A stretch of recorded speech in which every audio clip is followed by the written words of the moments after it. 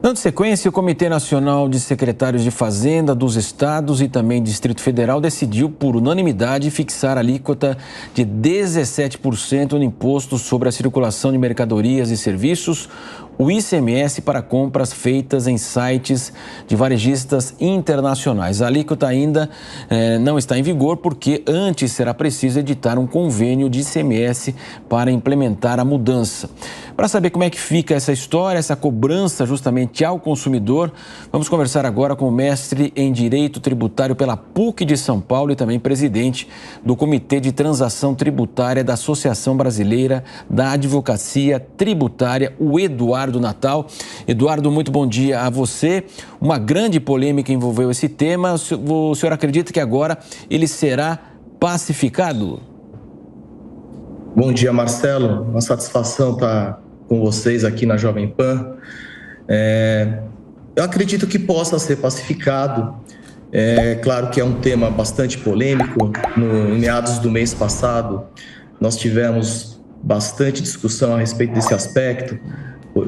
Aí sim, no plano federal, o ministro Haddad havia divulgado o interesse, a intenção de encerrar com algumas isenções, né, principalmente a isenção daquelas remessas postais internacionais de até $50, e acabamos tendo uma grande, vamos dizer, gritaria, né, em termos de tributação dos consumidores, e o governo federal acabou recuando em relação a essa revogação da isenção. Agora, os estados, instados aí também pelo CONFAZ, e o ministro Haddad é o membro que preside o CONFAZ, né? Nós temos 26 estados no Brasil e o Distrito Federal, acabaram na terça-feira passada definindo uma alíquota modal de 17% para essas importações e remessas postais, de forma que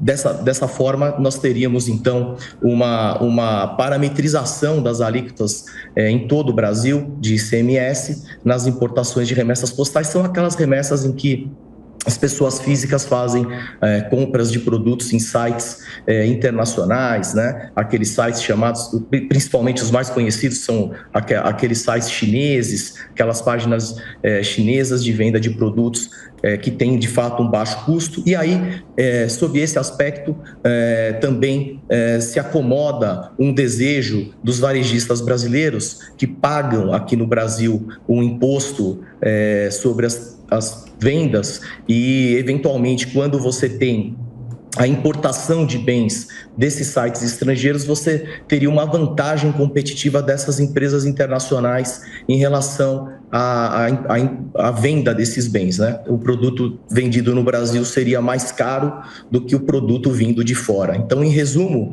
essa é a pauta, e me parece que agora, com essa alíquota modal de 17%, se acomodaria essa situação de forma a equalizar essa diferença entre a tributação de produtos estrangeiros e nacionais para essas compras. E, doutor, como fica isso para o consumidor na compra ali, né? Quem usa bastante, consome esses produtos chineses, de grandes varejistas aí internacionais, no final da compra, esse valor já vai estar ali embutido para que fique claro para o consumidor? Então, Elisângela, esse valor, ele vai estar embutido. O ponto realmente que a gente vai ter que acompanhar, até porque o CONFAZ ainda não, apesar de já ter soltado uma nota no sentido de que pretende fazer um convênio a respeito desse ponto, né, de tributação de 17% por todos os estados a título de ICMS, que é um tributo que incide na importação junto com outros tributos federais, como o IPI, o Imposto de Importação, o PIS e COFINS e outras taxas aduaneiras. Sem dúvida, nessas remessas postais, nós vamos observar em alguns estados uma majoração até da carga tributária para o contribuinte, tá? Em outros estados, eventualmente não, porque cada estado hoje do Brasil, ele tributa de maneira própria. Então, nós vamos enxergar algumas situações em que os contribuintes podem vir a sofrer uma tributação majorada. E isso pode ser objeto até de questionamento, né? Claro que são valores muito menores do que importações de grande porte, talvez o contribuinte não se sinta confortável, não se sinta habilitado no aspecto, vamos dizer, até de custos para discutir esses tributos, tá? Agora, o impacto desta tributação, sem dúvida alguma, recai sobre o consumidor. E esse é um ponto que, sem dúvida alguma, na importação tem que ficar esclarecido. Quando você faz a importação, e essa importação de valores, de bens com valores que vem por remessa postal, você tem um regime simplificado de tributação. Mesmo assim, o contribuinte tem que tomar ciência, sim, né, no ambiente Minhas Importações dos Correios, dos valores dos tributos que vão incidir sobre aquela importação. Natal, agora a pergunta do nosso comentarista Nelson Kobayashi. Doutor Eduardo, muito bom dia, um prazer falar com o senhor.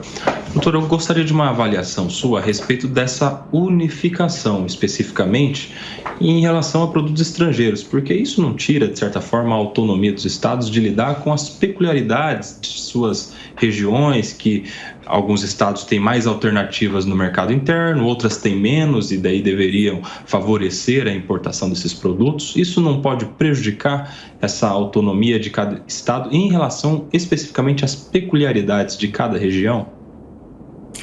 Obrigado, Kobayashi. Pergunta bem importante. De fato, sim, os estados têm autonomia, né? Nós estamos num estado federativo, o Brasil ele tem 26 estados e o Distrito Federal com autonomia para tributar o ICMS, que é um dos tributos de competência dos estados. Portanto, esses estados de fato teriam e já têm, né, na verdade, essa autonomia para fazer a sua tributação de acordo com as suas peculiaridades e características. Então, sob esse aspecto, de fato, se você tem a formação de um consenso em um convênio, de uma certa forma, você teria ali a manifestação dos estados de concordância com essa nova modalidade de tributação. Por outro lado, você de fato limitaria essa, não digo a competência, né, porque o tributo vai continuar sendo exigido, porém você teria uma equalização num país com uma diversidade regional bastante grande como o nosso,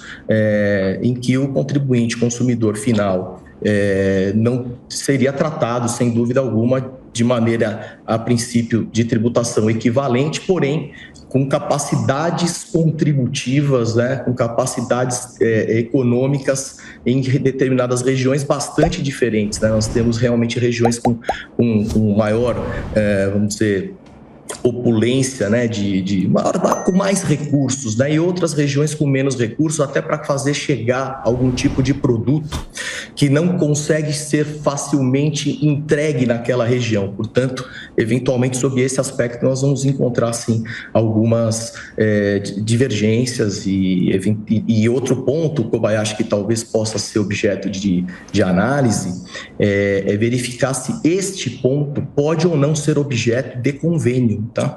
É um ponto também. A Constituição Federal ela limita bastante quais são as hipóteses em que os convênios têm força para regular os conflitos de competência tributária.